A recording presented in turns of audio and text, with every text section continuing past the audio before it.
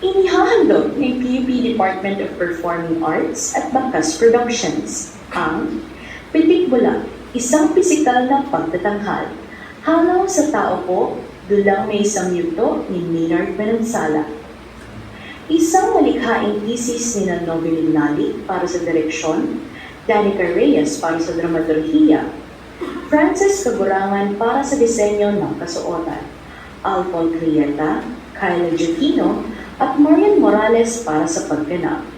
Sa ilalim ng patnubay ni Ginoong Joseph Victor D. Liceo at sa pakikipagtulungan sa Peer 209 Production Management Class ng BPEA 23 sa ilalim ng patnubay ni Assistant Professor Davidson G. Oliveros. Ilan sa mga trigger warning. Ang palabas ay R16. May ilang eksena na naglalaman ng karahasan, droga, pang-aabuso at pagpatay na maaaring hindi angkop para sa mga batang may edad 15 pababa. Kinakailangan ng patnubay ng magulang o ng mga nakatatanda. May mga eksena rin na gumagamit ng nakakagulat na tunog at mga litrato na may relasyon sa EJK. Kung may pagkakataon na hindi komportable, maaaring humingi ng tulong sa ushers upang magabayan sa paglabas ng tanghalan.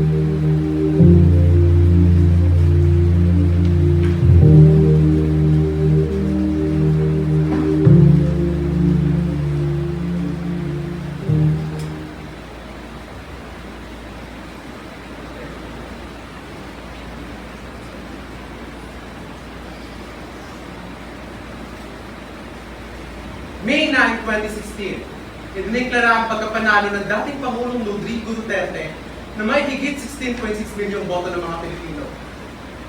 Nangako siyang pupuksayin ang mga taong sakot sa anumang aktibidad na may kinalaman sa droga. Ayon sa pananaliksik, higit sa 7,000 ang namatay dahil sa war on drugs mula July 2016 hanggang January 2017. Karamihan sa mga pinupuntirya at pinapatay ay galing sa mababang antas ng lipunan at mga komunidad ng Maranita. Bagamat hindi may pagkakaila ang pag-unlad ng ekonomiya ng Pilipinas, patuloy ang paglaki ng bilang ng mga nakaranas ng paggutom na umabot sa 4 na milyong tao sa Metro Manila. At siyang nag-ambag sa pagtaas ng krimen at patuloy na paglaganap ng kahirapan at korupsyon. Ang sistema ng hustisya sa bansa ay naging pribilehiyo sa mga kriminal at drug lords na nagdulot ng kawalan ng tiwala sa mga ahensya ng gobyerno na nangangasiwa sa pagpapatupad ng batas, partikular sa illegal drugs. Damay ang libo-libong inosenteng Pilipino na ang hangot ay karangyaan at proteksyon. Nakusahan, pinatay. Kaya ang mga katawan na magiging boses, lanuhin ng mga salitang hindi pinakinggan ni naman. Tinunlaan ang di makatarungang sakit at takot, tinagalan ng karapatan na pilit pinipigilan ng mga panikin ng otoridad.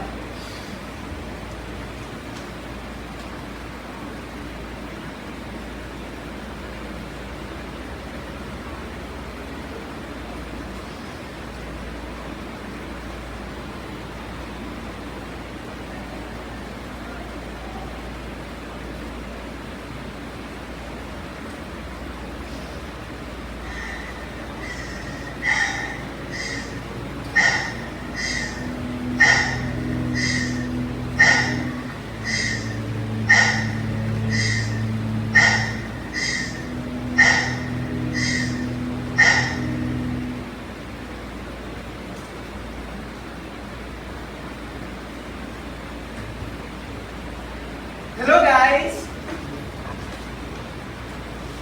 Kumusta kayo? Traffic ba? I believe I'm talking to scholar students taking Bachelor of Arts in Communication. And I assume you're taking photojournalism as your elective, right?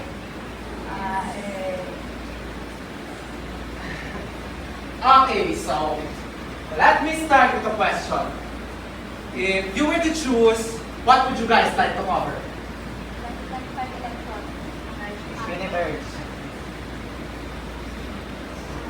What I'm about to share is my experience I've been working on for quite some time now. It started on the day of 17th President of office. She was left with a 1-year-old daughter and a baby in her womb. The vigilante who aimed through the window missed her husband with the first bullet. Yung 5-year-old sa nilang tinamaan. But she lost both of them in one night.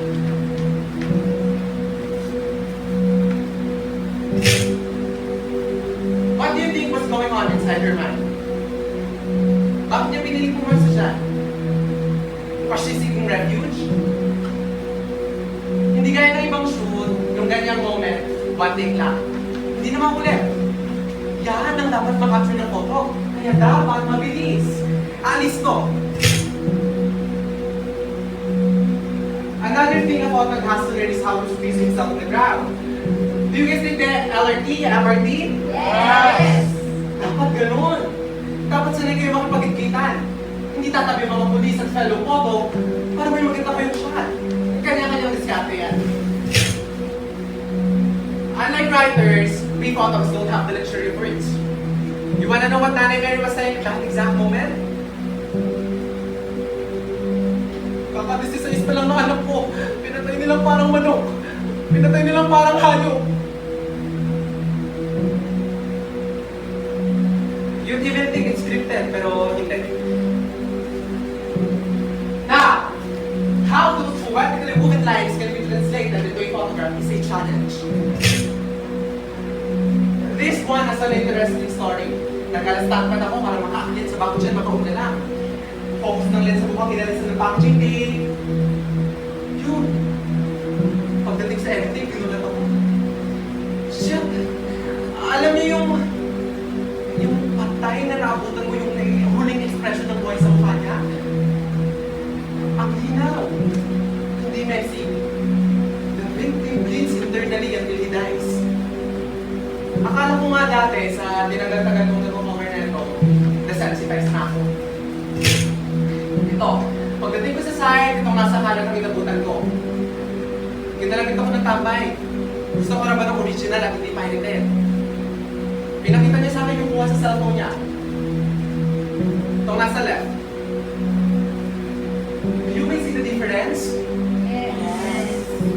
Yes, yung baril. Ang daling baguhin ng kwento in a matter of seconds. Ang daling sabihin ng laban. That's why we photographers have to rush to the scene.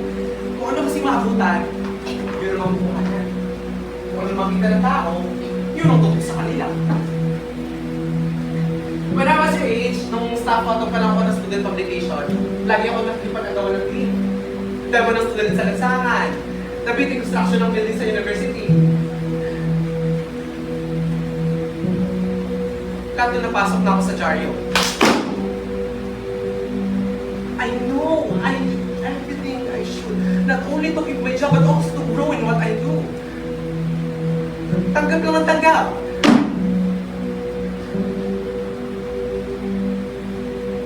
Until EJK big fell on my lap.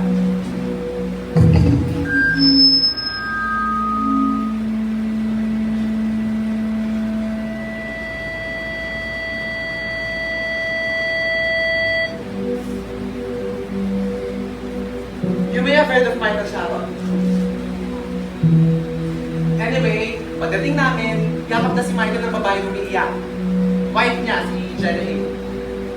When I saw them even from afar, I knew it was a strong photo. Yung pwesto nila on that very spot. Yung tapo ng liwanag sa mukha at katawan nila. Nandun na eh. That same night, pinasa ko yung edit. The following day, lumabas sa front sheet. Lumabas despite the policy na pag-Sunday, walang gruesome photos. Front page.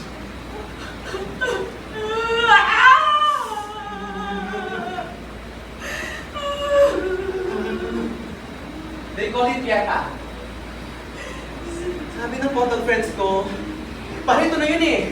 This is your iconic truth. Para ilabas pa ng New York Times. Alam nyo, sina Jenny at Michael, parang kung lang yung bahay nila. You would even think twice if you could call it a house. The night it happened, pumasada lang si Michael para dumiskarte ng pang-alusan nila mag-asawa. Nagtaka lang si Jenny bakit ang tagal niyang umuwi. Maya-maya kinakalupag ito tropa ng yung pinto. Sa pagmamadali niya ni Jenny Lynn, isang chinelas ang nasuot. Policemen were all over the place when she got there. Ayaw nga siyang padaanin eh. Nagpumalit lang. Sinabing asawa niya yung nabaril. She didn't waste any seconds. She went down on her knees and embraced Michael's body. She was hoping may buhay pa. Sigaw siya ng sigaw, tulungan niyo kami! Tulungan niyo kami! And the only response she got was the sound of cameras. I'm taking things too seriously, sabi ng boss ko. Wait lang yan! Wait lang! Pero hindi wait lang ako kinamdam ko sa lamin ni Michael. Nilapitan ko si Jenny Lynn, nag-sorry ako. Iyak lang siya ng iyak. I saw Michael's father at the door. Kanina pa pala ako hinihintay. Kabado ko, inabot ko sa kanya yung kopya. Sabi niya, Sir, salamat. Kung hindi tayo dito, kailan ba napansin ang tulad namin? Dahil sa picture nyo, sir, sumikat yung anak mo. Kahit isang araw lang. Tumawa siya, pero naiiyak din. After a few days, I got a text from Jenny Lynn. Pinadala niya yung link ng trap na ginawa ng tropa ni Michael.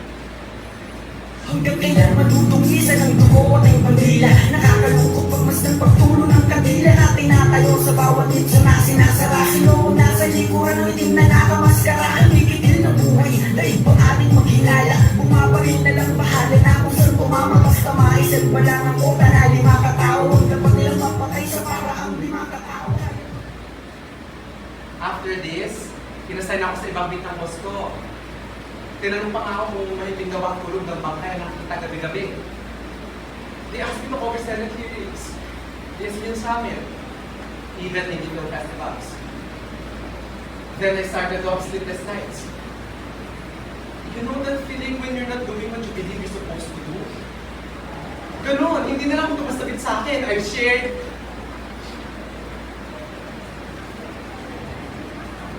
Ang masasabi ko rin, if you're choosing this career just for the heck of it, for the excitement or paycheck, baka hindi ito yung para sa inyo. Or maybe depende na rin how much you choose to get involved. Ako kasi, I can turn the dialect sa mga nangyayari. Sa office, naghahanap sila ng ibang angulo. Kasi na raw ang istorya. Pagod at sawa na raw mga tao sa bangkay ang nakikita gabi-gabi. Araw-araw. Maybe it needs a fresh approach, but still, these stories need to be told. Kahapon, they wanted me to cover the opening sa natin video. Pero kahapon din, yung nilalang sa victim. Eh, wala kasi nag-blame sa body. Kahit naman anak, kahit man lang kaibigan. Kami-kami na lang ang photo friends ko ang nagtulong-tulong. Sa ipaligid naman, sabi ng boss ko, padalas na nawawala ako. Na I should begin weighing my priorities.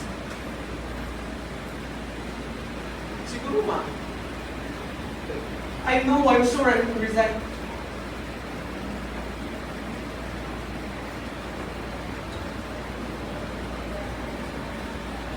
I'm resigning. Imagine, if not for this to. Buti na lang pala nakausap ko kayo. Kaya yan. Kahit freelance. Kakayanin.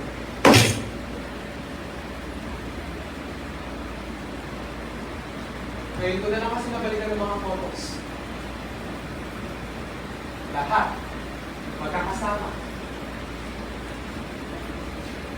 Even then, when I was just a student photo, I've always believed in the power of a photograph. How images can influence people's perception of reality. As I was watching you react to the photos, lumakas lalo ang loob ko to take more photos of the victims. Habang patuloy ang pagpatay, tuloy lang din ako. 10,000, 20, 50,000. Hindi na lang ito basta big. It goes beyond being a photographer. I'll keep taking photos to remind everyone that these victims existed. These victims are not just numbers.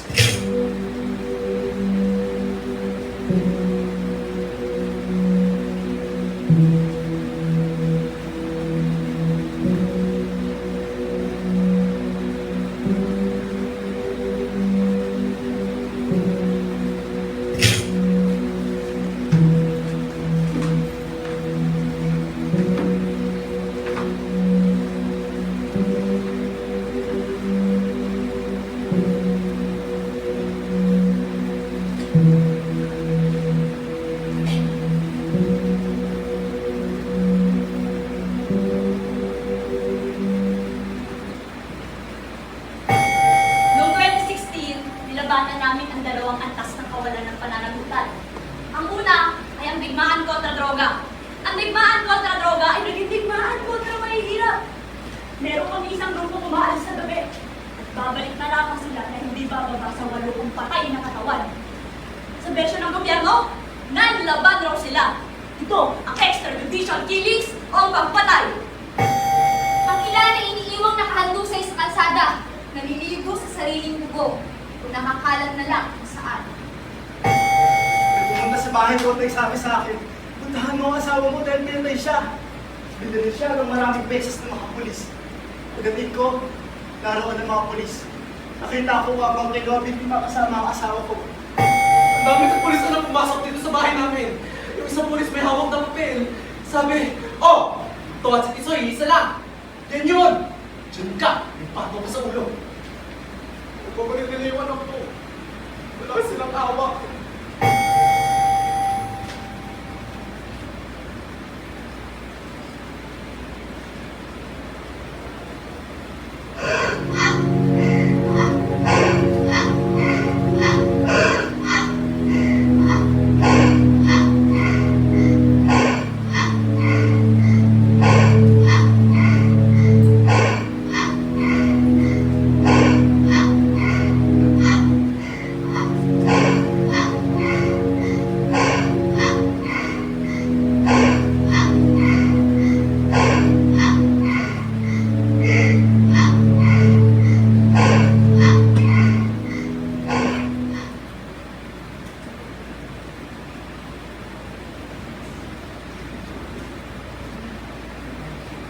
Wow, wow, wow! Oh, handa na ba kayo sa gagawin natin ngayong araw?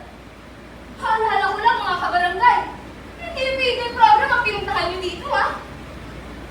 Di ba kamamaya may makita kong mahabang linya din sa dulo? Akala nyo may patsampurado o panugaw? Walay! Oh, ano naman? Ang hinaw ng announcement. Ang sabi, rubber shoes. Eh, magbuta yan.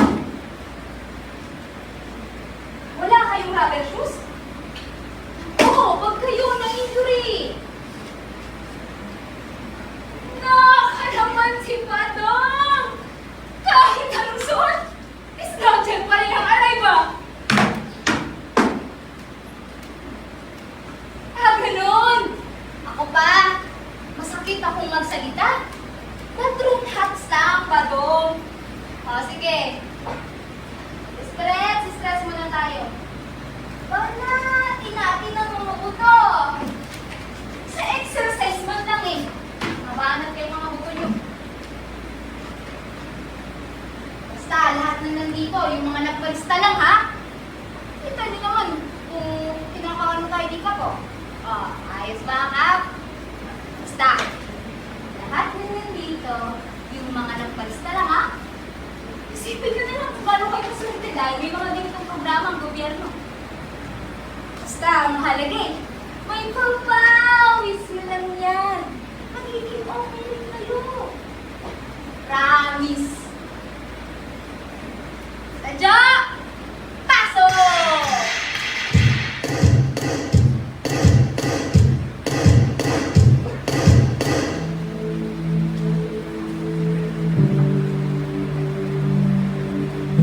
Diyan na naman kayo. Oh, parang patos na! Hakba, tabi, hakba, tabi, hakba, tabi, hakba, tabi. Nakaka naman si Bato. Give na give. Ayos ah. Oh, yung mga nasa likod dyan, gayahin niyo si Batong. Yan. Sige pa. Hakba, tabi, hakba, tabi, hakba, tabi, hakba, tabi. Sige lang. Pero magkama talaga, oo. Hindi ng timing nyo eh. Kailan naghahanap buhay yung tao? Paalala ko lang, Marcelo. 4 pang anak ang iniwan mo sa akin. Si Baby Jane pa, Jojo. Ako na ang magpapagatas. Kaya ito, minsan ba naisip nyo na sa katawan ko magtuturo ako ng Zumba? Pero ito, ginagawa ko na. Oh, bago ko pinasal tayo! Buka, sara! Buka, sara! Buka, sara! Buka, sara! Buka, sara! Buka, sara! Hala, Tita Mars! Galaw-galaw naman! Nakakumana! Naantok ka ba? Gusto naman! Yan! Sige pa!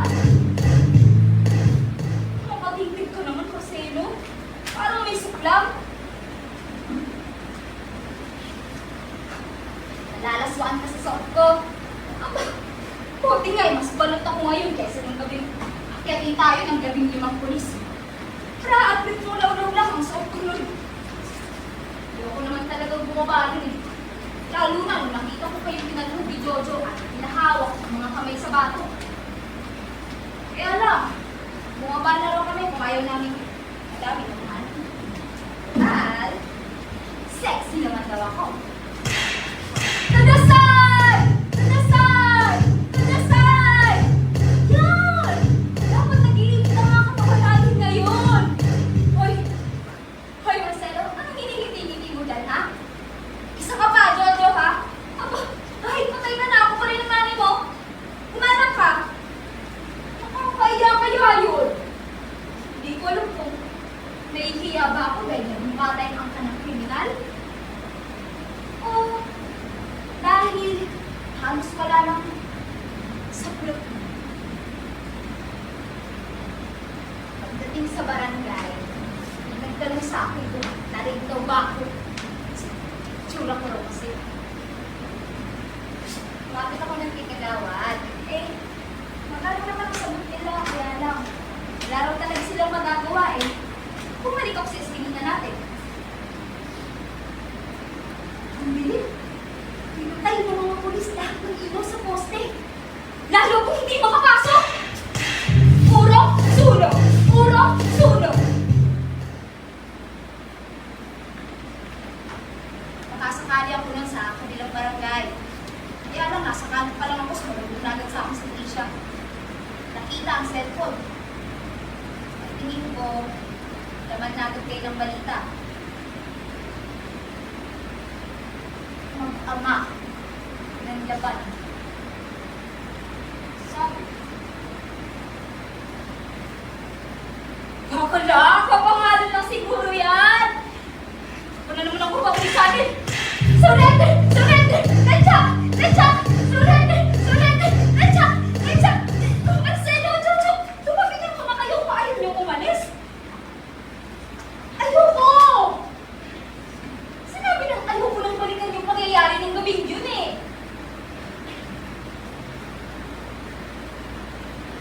Ayoko!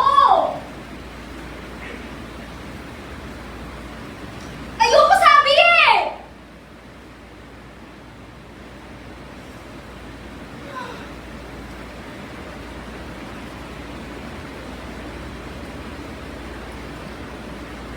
Sige na nga. Patigil lang kayo. Pagbalik ko sa eskinita natin, nagtatali na sila, nagdilaw na din. Anong nangyayari, sir? Sir! Nasaan ang magawa ko, sir? Walang sumasagot. Mahangos na lumalapit sa akin si Lilia. Narinig daw niya sa dingding, Jojo. Paano kung nagmakawang magbarili ng papa mo? Narinig ka daw kayo, kapapa ng hagdan. Ganun daw. Parang mga kunatay ng lababoy. Tapos sabi ng isang polis, buhay pa! Buhay pa! Tama na! Tama na! Hindi ka. Si Mang Romano ang kausap ko. Mali-mali kasi. Tadyo! Gising ulit! Awis pa! Awis pa mo! Labas natin mga impacto sa ating mga katawan! Impacto yun? Nadalhin kayo dapat sa krami para i-autopsy. Akalain ko. Si Sir pa lang kausap ko eh. Soko? Soko siya. Bakit nandun na siya sa atin hindi pa nga tayo nakakatay? Kaya hindi na ako pumayag. Takot ko baka hindi na tayo magkita.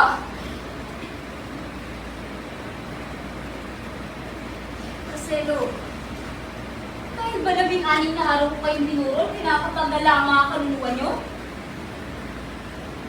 Di kaya biro na lahat ng gastos ko? Times 2. Alam mo ba kung magkano singil sa akin sa ospital? 50,000! 30,000 sa punerarya, 30,000 pa ulit sa sementeryo. Sa laki nga eh. Alam mo ba kung anong sinabi ko sa mga anak mo? Sabi ko, parang gusto ko na lang sumunod. Ako namang namatayan. Ako ba ang ginigipit? Tang ina! Sa buong buhay ko ni hindi pa ako nakaak ng gano'ng kalaking pera. Lumapit ako ng gigagawad.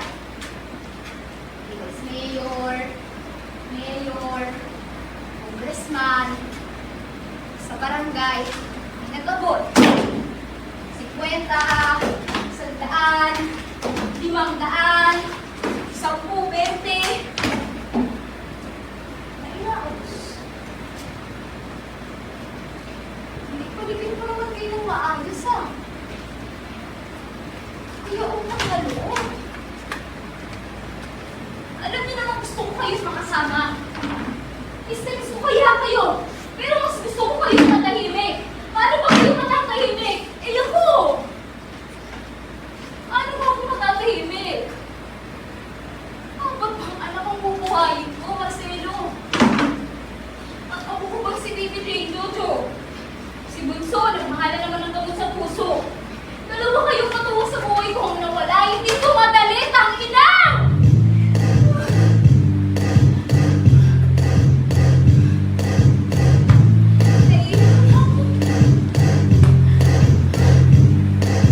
Hello na ako!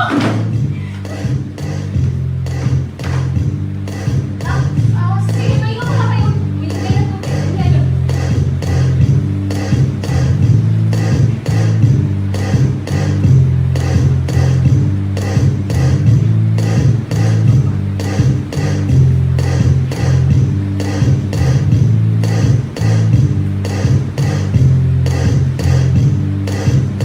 Tadyo!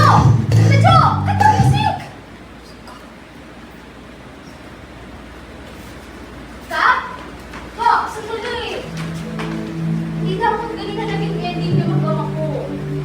Di ba, dapat may proseso? Ginagawa siyang runner, oo.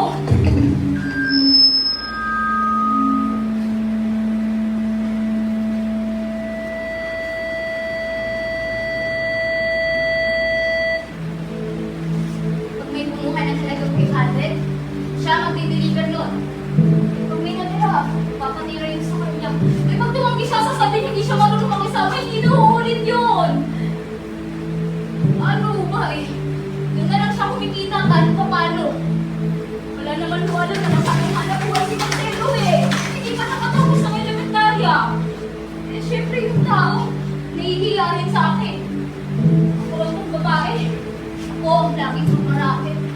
Kaya nga, tuwa ko siya nung kausapin siya ni Kagawad. Pinanakuhan kasi ng trabaho, yung legal. Para daw ipakita na ang mga tulad niya, eh, pwedeng magbago. Takbo siyang umuwi ng bahay nun. Lucy! Lucy! Hindi mo na kailangan tumatak ng mga labada! May trabaho na ako! Ang yabang mo, tangina ka. Hindi mo ba? O bakit? Magkano bang sweldo mo? Ha? Kaya ba niyang bayaran lahat ng utang natin? Manager ka ba? Ha? Hindi kumikilap ng mga kamay ko dahil sa paglalaba. Si Marcelo ang matyagang kumikilap. Ang kusay. Minsan nga eh, sinasabi ko na wala ng kilap dahil meron pa. Minsan, dadaan niya na lang sa pangilot-ilot. Paminsan, pasundot-sundot lahat ng pagkukulang niya sa pamilya namin.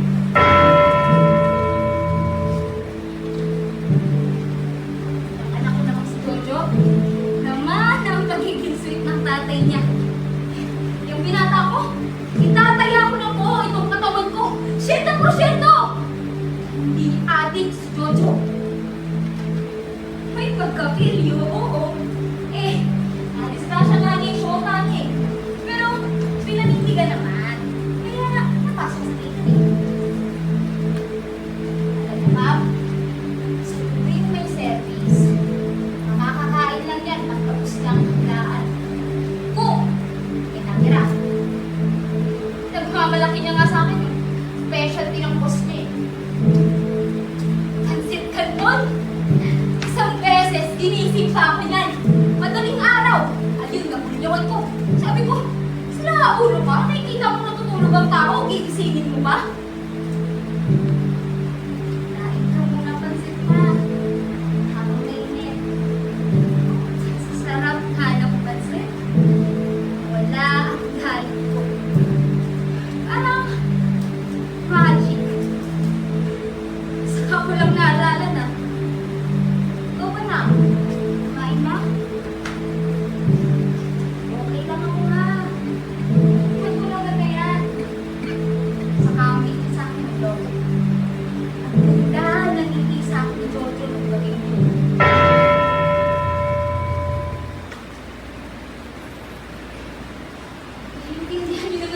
Pa, pag-iinip ko daw ko nung patay na mag-ama ko. Gagawin daw sampol. Sampulan pala. Sabi sa balita pa, nanlaban daw si Marcelo. Nakalungkot. Mga kamay nasa batok ng laman. Sabi pa nila, ang mga adik daw, hindi na tao, hindi mga halimaw. Halimaw? Si Marcelo? Si Jojo? Gusto kong lumaban ng gabing yun. Kung may gusto mong malaban, ako yun! Gusto kong pag-ati ng baril at pagbabarilin lahat ng pumatay sa mga pangako, pero ano naman ang gusto ko ba? Ano naman yung laban ko?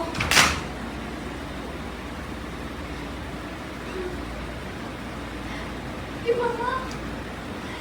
Kayo pa, kung nagpabot ka pamatay sa akin, parang masundan ko magtama ko sa ospital.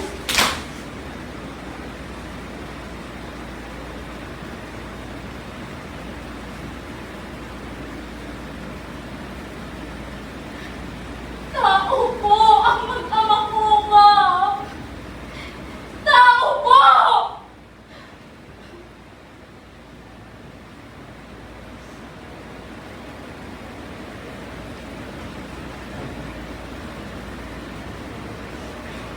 Hi, NGO na lumapit sa akin dati.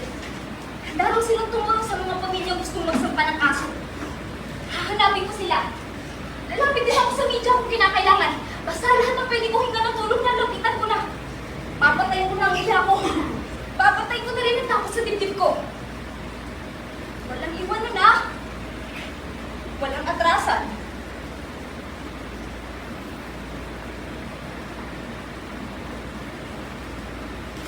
Marcelo? Jojo?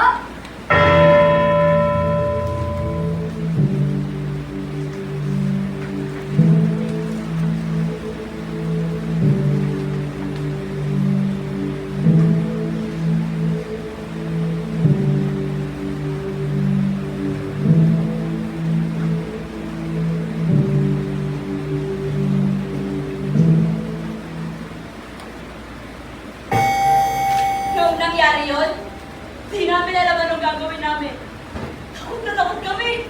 Halos wala kami pinagkakatiwalaan. Hustisya ho ang pinaglalaban namin. Sa totoo lang, nasa isip namin gumawa ng mga pulis. Kaya hirap kami makahanap ng hustisya. Tumawag po sa akin si Colonel Leonardo at pinaalam na ang target ay si Westy Barayuga. Pinadala niya sa akin ang plate number at larawan ng sasakyan. Your Honor, di ko po maiwasang maiyak eh. Ligyan po ako ng trabaho na masakit sa dibdib. Kasi umatay po kami ng inosente. Matagal na ako pumapatay ng tao. Hanggang ngayon, hindi pa rin sila nakafile ng kaso. Do not question my policy because I offer no apology. No excuses. I did what I had to do. I did it for my country.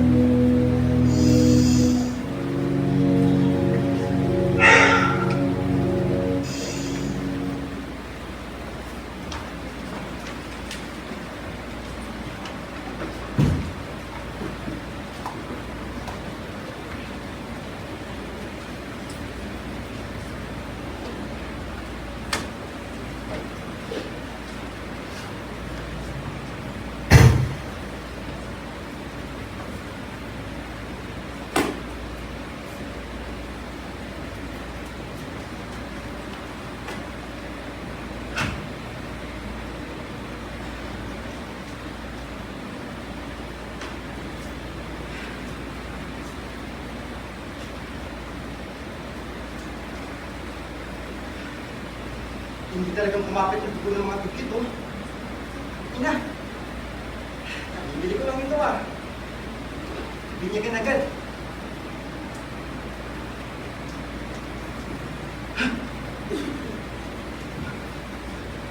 Hindi. Hindi ako takot sa dugo. Dugo lang yan. Okay pa ako. Hindi pa tuloy. Pagdating si tatay, nagtitip na panatong ng balik. Itigok-tigok. Sisinda. Nagkanda siksik ako sa kaitigin ni nanay. Tiniis mo ang asin kasi makita ang pagpatak ng dugo sa sa'yo. Pero, hindi kong sintidor si tatay. Pagkas ko niya akong hinila, nalalanas ng kamay. Wala raw mga bakla-bakla sa lahi niya. Sa harap ko, sinapsap niya ang pobreng manok. Pinasapsap sa akin ng magpatay, tsaka namin tininaw. Doon, mura, ang takot sa dugo. Dugo ng kahit ibang tao. Minsan, naglalapit ako kay nanay, pinagluluto na ako ng likuan. Yung malapot na dugo. Tititigan ko muna bago higupin ng mainit sa bahay. Thank you na rin kay tatay. Wala siyang kamuha-muha simula na pala ng training. Training sa harap ng hanap buhay. Kaya nung binunawan ako ng ninukumpara sa bataan ni Mayor, ako agad! Recruit agad! Unang tanong sa akin ni Nog, akot, balaw ako sa dugo. Ay, ganun na rin pag-grilling ko eh. Kung ganun, siguro raw, kaya kong pumatay. Pumatay! Ulit ko na lang. Makapatay noon ng adik. Ano bang adik niyan? Mapatay yan. Nagre-raid yan. Sila ang mga salot sa lipunan. Kaya sila ang dapat ubusin.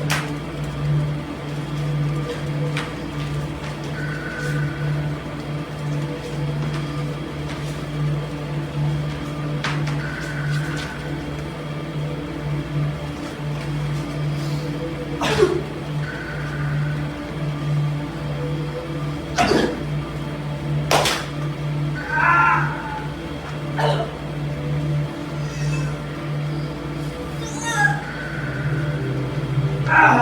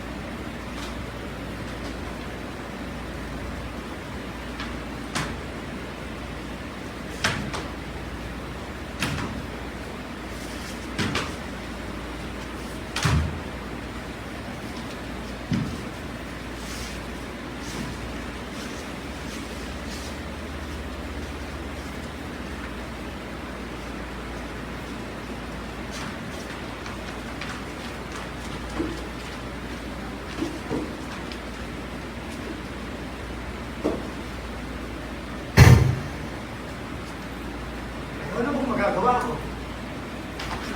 Kasi nga, hindi din ba ako ngayon ng trabaho? Malapit ng libo. Tumaas hanggang 15,000 ang bakit kagay sa ulo. Aba, nakapagpundan na rin ako ng motor. Kapirasong bukid. Bigyan pa ng maliit na sari-sari si nanay. Nakakatulong na rin ako sa pamilya. Nakakatulong din naman ako sa pagtubos ng mga salad sa lipunan. Kasi paano? Ganun na lang siguro.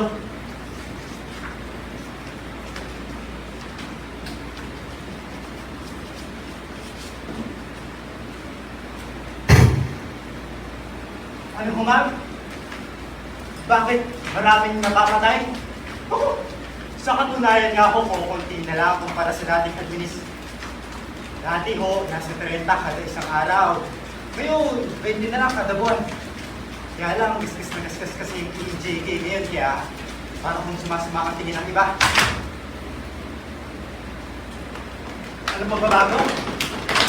Sir, pagkakawala, bumaba ang dila ng kriminality ngayon. Lalo na yung tinatawag natin focus crime. Kaya ako ng murder.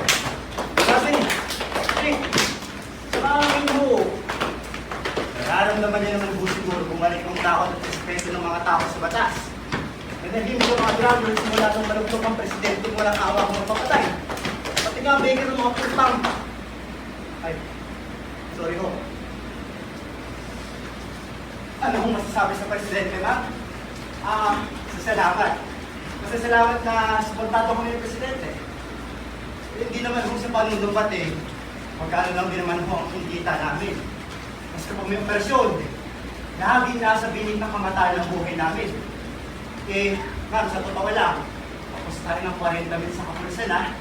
Pero ngayon, bumaba ng milyon ang bilang ng mga adik dito sa Pilipinas na dating halos nasa 4 na milyon na bilang. Normal ba ang mga yan? Hindi mo tansyado, pwede doon. Hindi kami perfecto, ma'am. Tao lang kami. Tao po. Nagkakamali rin.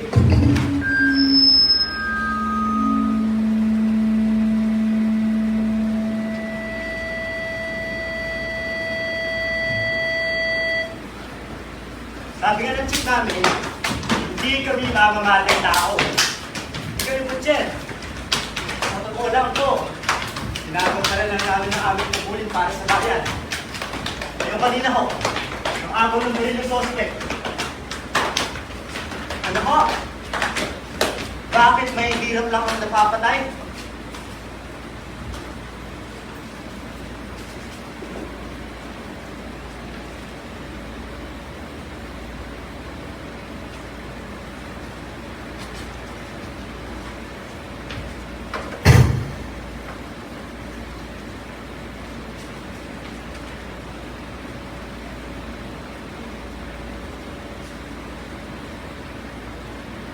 Ano pre?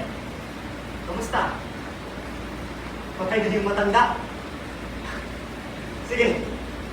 Good.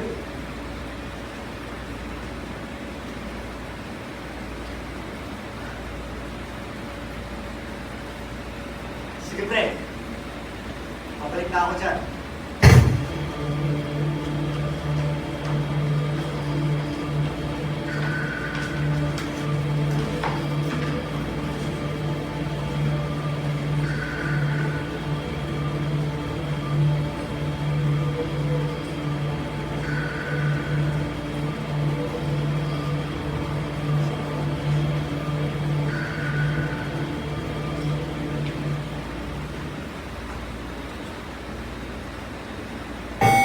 Walang biro!